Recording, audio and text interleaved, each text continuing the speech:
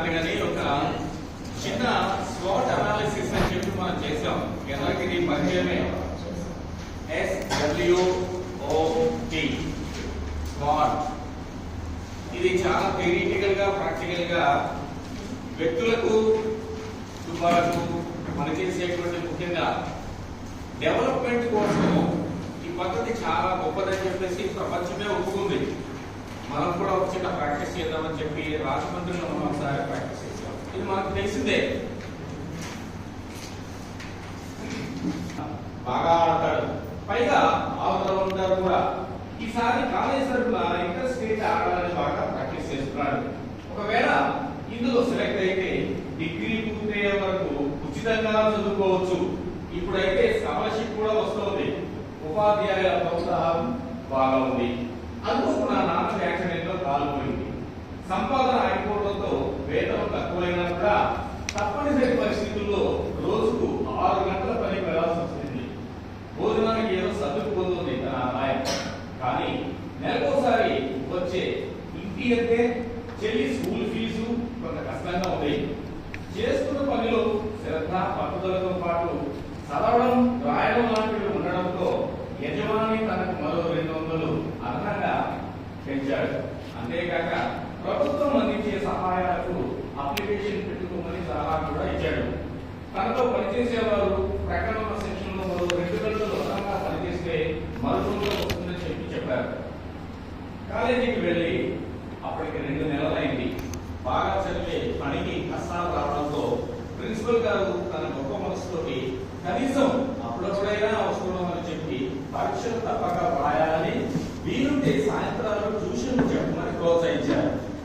College దూరమైనందున తెల్లవారుజామున cricket practice కు వెళ్ళడం కుదరడం లేదు.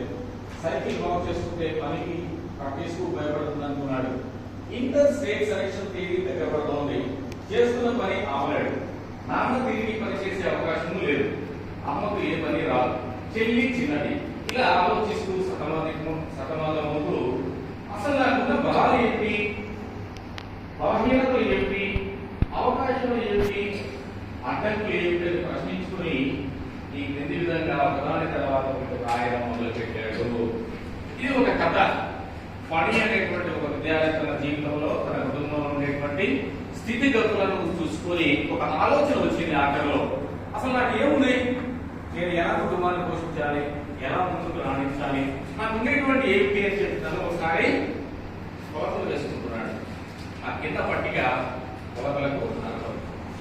ఇప్పుడు మనం ఈ కథను ఉద్దేశించి చూస్తున్నారు కదా, మనం చూస్తే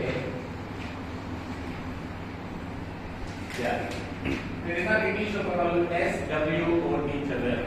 అంటే strength, weaknesses, opportunities and threats. బలాలు, బలహీనతలు, ఇంకా అవకాశాలు మరియు ఆటలు. తను ఒకసారి బేరీజ్ వేస్తున్నారు.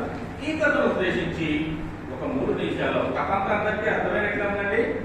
ఓకే, ఈ అర్థమైన కథలో ఈ ఫణి అనేటువంటి అబ్బాయి రాస్తే, ఒకవేళ మీరే పడి అయితే మీ ఇంట్లో విషయాలు అలాగే ఉన్నట్లుగా నటిస్తే ఆ కథలోని విషయాలు మీకుండే బలాలు, అంటే ఆ పనికి ఉండేటువంటి బలాలు, బలహీనతలు, అపార్చునిటీస్, థ్రెట్స్ ఏమున్నాయో దయచేసి 2 నిమిషాలు టైం తీసుకుని రాయవచ్చును. రాయండి. ఇంకా కావాలనుకుంటే ఎంత ఖాళీ పేజీ ఉంటుంది రాయండి. అందరికీ తెలుగు వచ్చు, ఇంగ్లీష్ రాయదు, మాట్లాడతారు కదా.